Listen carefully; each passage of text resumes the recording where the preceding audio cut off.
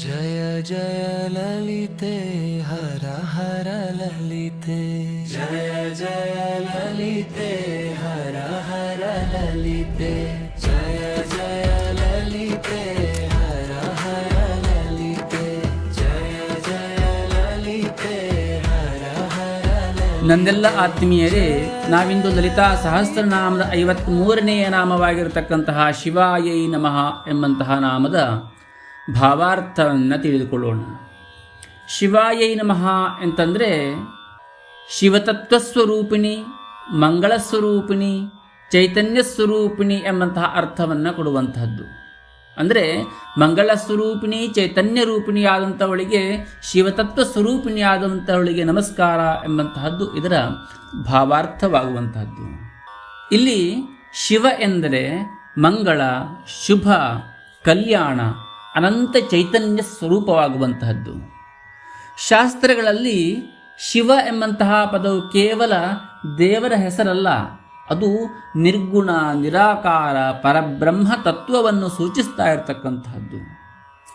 ಅದೇ ತತ್ವ ಶಕ್ತಿಯೊಂದಿಗೆ ಏಕೀಭಾವಗೊಂಡಾಗ ಶಿವ ಎಂದು ಕರೆಯಿಸಲ್ಪಡುವಂತಹದ್ದು.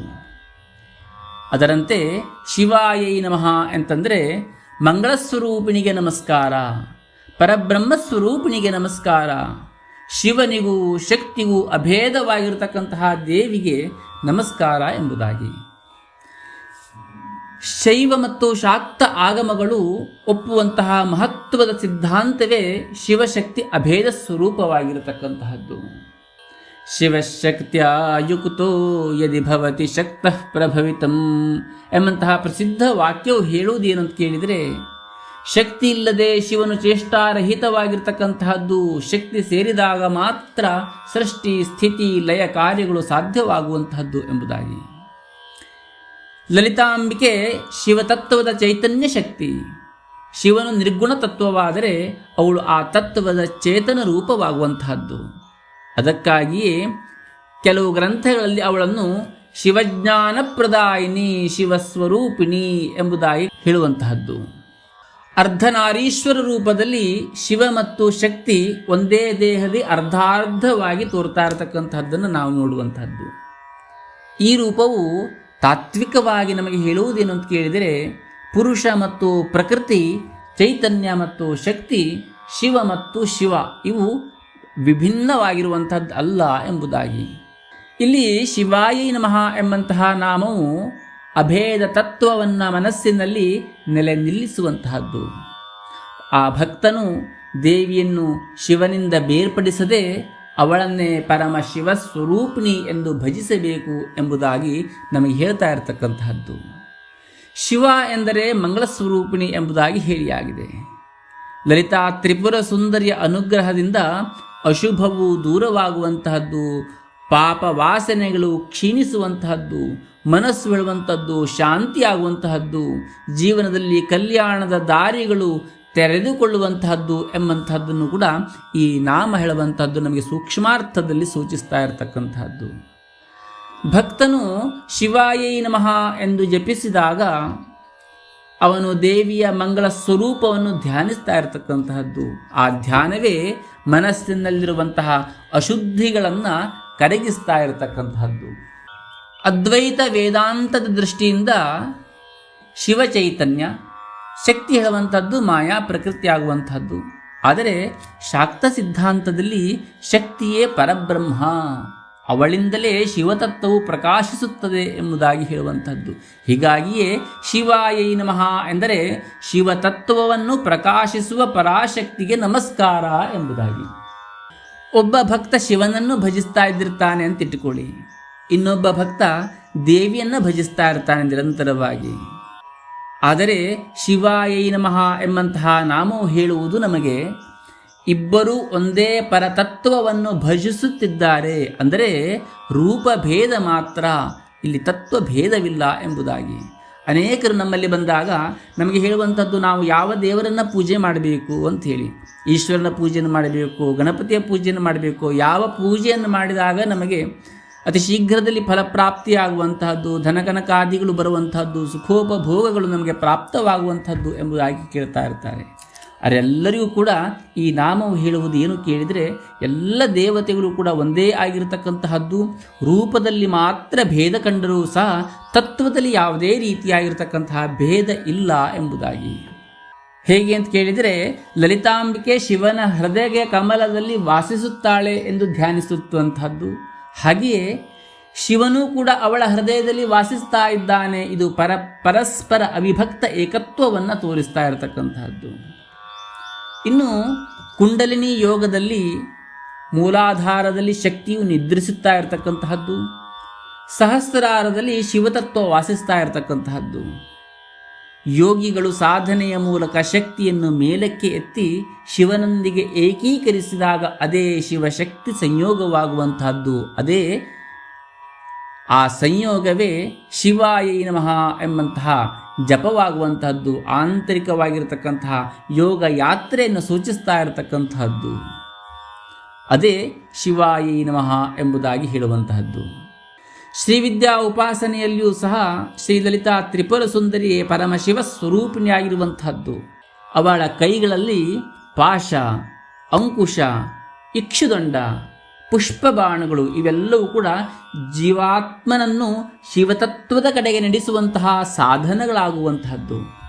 ಶಿವಾಯೈ ನಮಃ ಎಂದು ಅವಳನ್ನು ಭಜಿಸುವುದು ನಮ್ಮೊಳಗಿನ ಚೈತನ್ಯವನ್ನು ಅರಿಯುವ ಪ್ರಯತ್ನವಾಗ್ತಾ ಇರತಕ್ಕಂತಹದ್ದು.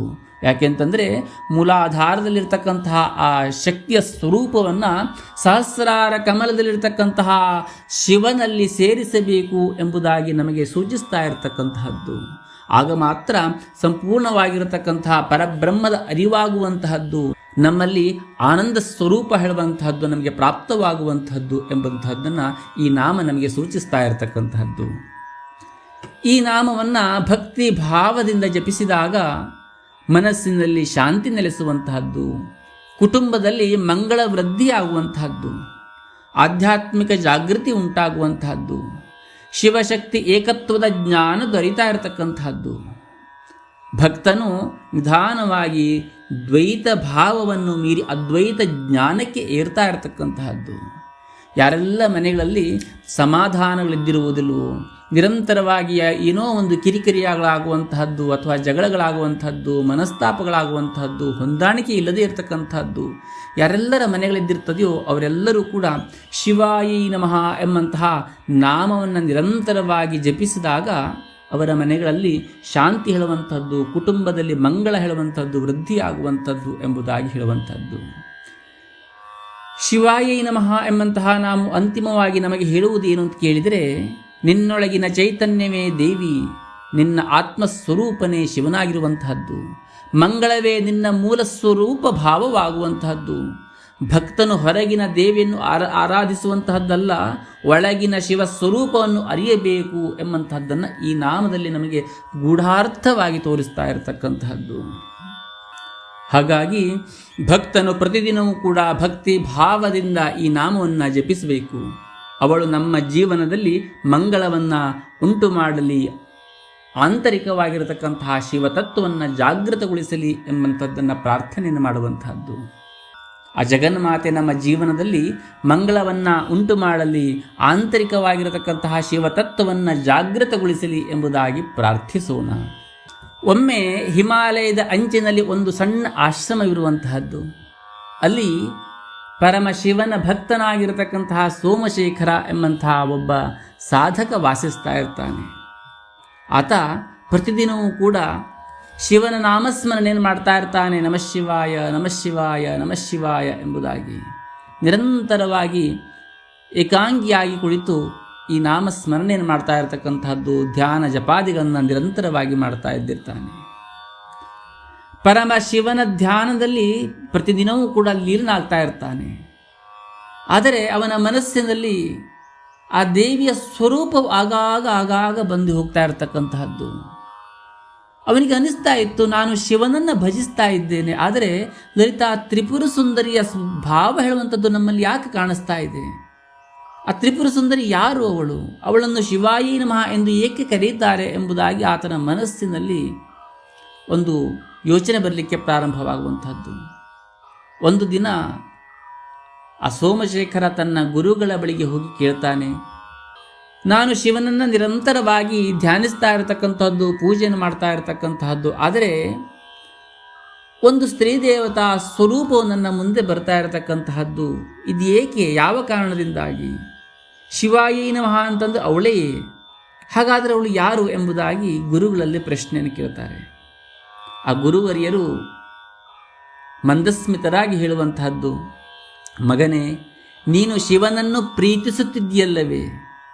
ಶಿಷ್ಯ ಹೇಳ್ತಾನೆ, ಹೌದು ಗುರುಗಳೇ.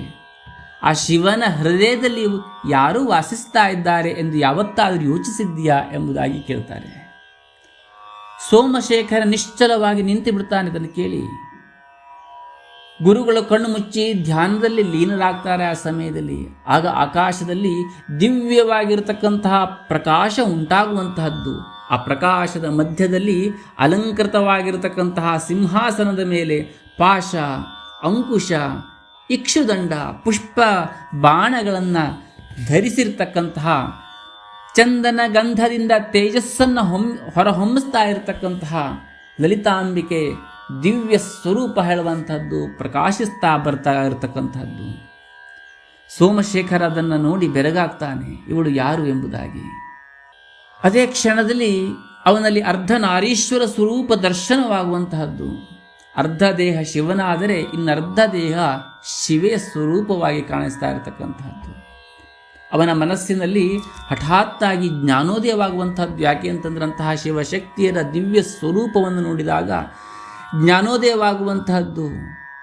ಆಗ ಗುರುಗಳು ಹೇಳ್ತಾರೆ, ಮಗನೇ, ಶಿವಾಯ ನಮಃ ಎಂಬಂತಹ ನಾಮವು ಈ ರಹಸ್ಯವನ್ನು ತಿಳಿಸ್ತಾ ಇರತಕ್ಕಂತಹದ್ದು. ಶಿವನು ಚೈತನ್ಯ, ಶಿವ ಹೇಳುವಂಥದ್ದು ಚೈತನ್ಯ ಶಕ್ತಿಯಾಗುವಂತಹದ್ದು. ಶಕ್ತಿ ಇಲ್ಲದೆ ಶಿವ ನಿರ್ಗುಣ ಆಗುವಂತಹದ್ದು. ಶಕ್ತಿ ಸೇರಿ ಶಿವನು ಸೃಷ್ಟಿಯನ್ನು ಮಾಡಲಿಕ್ಕೆ ಕಾರಣೀಕರ್ತನಾಗುವಂತಹದ್ದು ಎಂಬುದಾಗಿ. ಸೋಮಶೇಖರ ಕೇಳ್ತಾನೆ, ಅಂದರೆ ನಾನು ಶಿವನನ್ನು ಭಜಿಸಿದರೆ ಅವಳನ್ನು ಭಜಿಸಿದಂತೆ ಆಗುತ್ತದೆ ಎಂಬುದಾಗಿ. ಗುರುಗಳು ಮಂದಸ್ಮಿತರಾಗಿ ಮುಂದುವರೆದು ಹೇಳ್ತಾರೆ, ಹೌದು, ಆದರೆ ನೀನು ಶಿವನನ್ನು ಬೇರೆ, ಶಿವೆಯನ್ನು ಬೇರೆ ಎಂದು ಭಾವಿಸಿದರೆ ಅದು ಅಪೂರ್ಣ ಭಕ್ತಿಯಾಗುವಂತಹದ್ದು. ಶಿವಾಯ ನಮಃ ಎಂದರೆ ಶಿವಸ್ವರೂಪಿಣಿಯೇ ದೇವಿಯಗೆ ನಮಸ್ಕಾರ ಎಂಬಂಥದ್ದಾಗುವಂತಹದ್ದು ಎಂಬುದಾಗಿ. ನಾವು ಅನೇಕ ಸಲ ಅನೇಕ ದೇವತೆಗಳಲ್ಲಿ ಭಿನ್ನತ್ವವನ್ನು ನೋಡ್ತಾ ಇರ್ತಕ್ಕಂತಹದ್ದು. ನಾವು ಆಂಜನೇಯನಿಗೆ ನಮಸ್ಕಾರ ಮಾಡ್ತಾ ಇದ್ದೇವೆ, ಗಣಪತಿಯ ದೇವಸ್ಥಾನಕ್ಕೆ ಹೋದಾಗ ಅಲ್ಲೇನಾದರೂ ವ್ಯತ್ಯಾಸಗಳಾಗ್ತದೇನೋ, ಅಥವಾ ನಾವು ನಿರಂತರವಾಗಿ ಗಣಪತಿ ದೇವಸ್ಥಾನಕ್ಕೆ ಹೋಗ್ತಾ ಇದ್ದೇವೆ, ದೇವಿ ದೇವಸ್ಥಾನಕ್ಕೆ ಹೋಗಬೇಕು ಬೇಡವೋ, ಈ ರೀತಿಯಾಗಿ ನಾವು ಭಿನ್ನತ್ವವನ್ನು ಅನೇಕ ಕಡೆಗಳಲ್ಲಿ ಅನೇಕ ಜನರು ನೋಡ್ತಾ ಇರತಕ್ಕಂಥದ್ದನ್ನು ನೋಡುವಂಥದ್ದು. ಆದರೆ ಎಲ್ಲ ದೇವತೆಗಳ ಶಕ್ತಿ ಸ್ವರೂಪವೂ ಕೂಡ ಒಂದೇ ಆಗಿರತಕ್ಕಂತಹದ್ದು. ಆದರಿತ ತ್ರಿಪುರ ಸುಂದರಿಯ ದಿವ್ಯ ಸ್ವರೂಪದ ಶಕ್ತಿಯ ಸಾಮರ್ಥ್ಯವೇ ಎಲ್ಲ ದೇವತೆಗಳಲ್ಲೂ ಕೂಡ ಹರಡಿರತಕ್ಕಂತಹದ್ದು. ಅಂದಿನಿಂದ ಈ ಸೋಮಶೇಖರ ಧ್ಯಾನದಲ್ಲಿ ಕುಳಿತಾಗ ಹೃದಯದಲ್ಲಿ ಲಲಿತಾಂಬಿಕೆ ಪ್ರಕಾಶಿಸ್ತಾ ಇರತಕ್ಕಂತಹ ಕಾಣತೊಡಗುವಂಥದ್ದು. ಅವಳ ಮಂದಸ್ಮಿತವಾಗಿ ಮಂಗಳಕರವಾಗಿ ಅವಳ ದೃಷ್ಟಿಯಲ್ಲಿ ಕರುಣೆ, ಅವಳ ಚೈತನ್ಯದಲ್ಲಿ ಶಿವತತ್ವ ಕಾಣ್ತಾ ಇರತಕ್ಕಂತಹದ್ದು. ಅದೇ ರೀತಿಯಾಗಿ ಒಂದು ದಿನ ಗಾಢ ಧ್ಯಾನದಲ್ಲಿ ಅವನು ಒಂದು ದಿವ್ಯವಾಗಿರ್ತಕ್ಕಂತಹ ಅನುಭವವನ್ನು ಪಡಿತಾನೆ. ಅದೇನು ಅನುಭವ ಅಂತ ಕೇಳಿದರೆ, ತನ್ನ ಕುಂಡಲಿನಿ ಶಕ್ತಿ ಮೂಲಾಧಾರದಿಂದ ಮೇಲಕ್ಕೆ ಏರುತ್ತಿರುವಂತೆ ಭಾಸವಾಗಲಿಕ್ಕೆ ಪ್ರಾರಂಭವಾಗುವಂತಹದ್ದು. ಸಹಸ್ರಾರದಲ್ಲಿ ಪ್ರಕಾಶಮಾನವಾಗಿರ್ತಕ್ಕಂತಹ ಶಿವತತ್ವದೊಂದಿಗೆ ಆ ಶಕ್ತಿ ಏಕೀಕೃತವಾಗಿರುವಂತೆ ಆತನಿಗೆ ಭಾಸವಾಗಲಿಕ್ಕೆ ಪ್ರಾರಂಭವಾಯಿತು. ಆ ಸಂಯೋಗದ ಕ್ಷಣದಲ್ಲಿ ಅವನ ಮನಸ್ಸಿನಲ್ಲಿ ಎಲ್ಲ ದ್ವೈತ ಭಾವಗಳು ಕೂಡ ಕರಗುವಂತಹದ್ದು. ಅವನು ದಿವ್ಯ ಸ್ವರೂಪನಾಗಿ ದಿವ್ಯ ಜ್ಞಾನಿಯಾಗಿ ಪರಿವರ್ತನೆಯನ್ನು ಹೊಂದುವಂತಹದ್ದು. ಅಂದಿನಿಂದ ಆತನ ಜೀವನದಲ್ಲಿ ಅಸಾಮಾನ್ಯವಾಗಿರ್ತಕ್ಕಂತಹ ಶಾಂತಿ ನೆಲೆಸುವಂತಹದ್ದು. ಆಶ್ರಮದಲ್ಲಿ ಕಲಹವಿರಲಿಲ್ಲ, ಮನಸ್ಸಿನಲ್ಲಿ ಅಶಾಂತಿ ಇರಲಿಲ್ಲ. ಯಾರೇ ಬಂದರೂ ಸಹ ಅವರ ಸಮಸ್ಯೆಗೆ ಸುಲಭವಾಗಿ ಪರಿಹಾರ ಮಾಡುವಂತಹ ಒಂದು ಸಾಮರ್ಥ್ಯ ಆತನಿಗೆ ಪ್ರಾಪ್ತವಾಗುವಂತಹದ್ದು. ಜನರು ಹೇಳಲಿಕ್ಕೆ ತೊಡಗಿದರೂ, ಸೋಮಶೇಖರ, ನಿನ್ನ ಮುಖದಲ್ಲಿ ಒಂದು ಮಂಗಳ ಪ್ರಕಾಶ ಬರ್ತಾ ಇರುವಂತಹದ್ದು. ಅವನ ಮೃದುವಾಗಿರತಕ್ಕಂತಹ ಮಾತಿನಿಂದ ಹೇಳ್ತಾ ಇದ್ದ, ನಾನು ಶಿವಾಯಿ ನಮಃ ಎಂದು ಜಪಿಸುತ್ತೇನೆ ನಿರಂತರವಾಗಿಯೂ. ಶಿವಸ್ವರೂಪಿಣಿ ದೇವಿ ನನ್ನ ಹೃದಯದಲ್ಲಿ ವಾಸಿಸ್ತಾ ಇದ್ದಾಳೆ ಎಂಬುದಾಗಿ. ತಾತ್ಪರ್ಯಾರ್ಥ ಏನು ಅಂತ ಕೇಳಿದರೆ, ಶಿವಾಯೈ ನಮಃ ಎಂಬಂತಹ ನಾಮವು ನಮಗೆ ಶಿವ ಮತ್ತು ಶಿವ ವಿಭಿನ್ನರಾಗಿರ್ತಕ್ಕಂತಹದ್ದಲ್ಲ, ಪರಮಶಕ್ತಿ ಮತ್ತು ಪರಶಿವ ಅಭೇದವಾಗಿರ್ತಕ್ಕಂತಹದ್ದು. ನಮ್ಮೊಳಗಿನ ಚೈತನ್ಯವೇ ದೇವಿಯಾಗುವಂತಹದ್ದು. ಅನೇಕ ಜನರು ಹೊರಗಿನ ದೇವರನ್ನು ಆರಾಧಿಸ್ತಾ ಇದ್ದಿರ್ತಾರೆ, ಆದರೆ ಒಳಗಿನ ಶಿವತತ್ವವನ್ನು ಅಯ್ಯಲೇ ಹೋಗೋದಿಲ್ಲ. ಲಲಿತಾ ಸಹಸ್ರನಾಮದ 53ನೇ ನಾಮವು ನಮಗೆ ಮಂಗಳದ ಮಾರ್ಗ ತೋರಿಸುವಂತಹದ್ದು. ಶಿವಾಯೈ ನಮಃ ಎಂದು ಜಪಿಸಿದಾಗ ನಮ್ಮ ಜೀವನದಲ್ಲಿ ಮಂಗಳ, ಶಾಂತಿ, ಜ್ಞಾನ, ಏಕತ್ವದ ಅನುಭವ ಎಲ್ಲವೂ ಕೂಡ ಅರಳುವಂತಹದ್ದು. ಶಿವಾಯೈ ನಮಃ ಎಂಬಂತಹ ಶಿವಸ್ವರೂಪಿಣಿ, ಮಂಗಳಕಾರಿಣಿ, ಪರಬ್ರಹ್ಮ ತತ್ವದ ಅವತಾರಿಣಿ ದೇವಿಗೆ ನಾವೆಲ್ಲರೂ ಕೂಡ ನಮಸ್ಕಾರವನ್ನು ಮಾಡುತ್ತಾ, ಸೋಮಶೇಖರನಂತೆ ನಾವು ಸಹ ನಾಮವನ್ನು ಭಕ್ತಿ ಭಾವದಿಂದ ಜಪಿಸಿ ನಮ್ಮೊಳಗಿನ ಶಿವಶಕ್ತಿ ಸಂಯೋಗವೇ ಮೋಕ್ಷ ಮಾರ್ಗಕ್ಕೆ ದಾರಿಯಾಗಲಿ ಎಂಬುದಾಗಿ ಭಗವಂತನಲ್ಲಿ ಪ್ರಾರ್ಥಿಸೋಣ ಎಂಬುದಾಗಿ ಹೇಳ್ತಾ, ನಾವೆಲ್ಲರೂ ಸಹ ಶ್ರೀವಿದ್ಯಾ ಪ್ರತಿಷ್ಠಾನದಲ್ಲಿ ಸಂಕಲ್ಪಿತವಾಗಿರತಕ್ಕಂತಹ ಕೋಟಿ ಲಲಿತಾ ಸಹಸ್ರನಾಮ ಮಹಾಯಾಗದಲ್ಲಿ ಪಾಲ್ಗೊಂಡು ಪ್ರತಿನಿತ್ಯವೂ ಕೂಡ ಸರ್ವ ಸೌಭಾಗ್ಯದಾಯಕ ರೀತಿಯ ಲಲಿತಾ ಸಹಸ್ರನಾಮ ಪಾರಾಯಣವನ್ನು ಮಾಡ್ತಾ ಆ ಭಗವತಿಯ ಅನುಗ್ರಹದಿಂದ ನಮ್ಮೆಲ್ಲರ ಜೀವನದಲ್ಲಿಯೂ ಕೂಡ ಮಂಗಳ, ಶಾಂತಿ, ಜ್ಞಾನ, ಏಕತ್ವದ ಅನುಭವವನ್ನು ಹೊಂದೋಣ ಎಂಬುದಾಗಿ ಹೇಳ್ತೇನೆ. ನಮಸ್ಕಾರ. 54ನೆಯ ನಾಮವನ್ನು ನಾಳೆಯ ದಿವಸ ನೋಡೋಣ.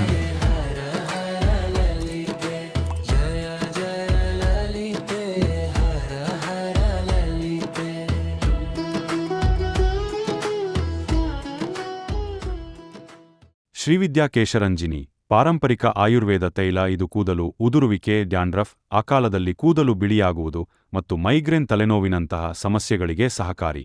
ಸ್ವಾಭಾವಿಕ ಆರೈಕೆಗಾಗಿ ಶ್ರೀವಿದ್ಯಾ ಕೇಶರಂಜಿನಿ ಆಯುರ್ವೇದ ತೈಲ.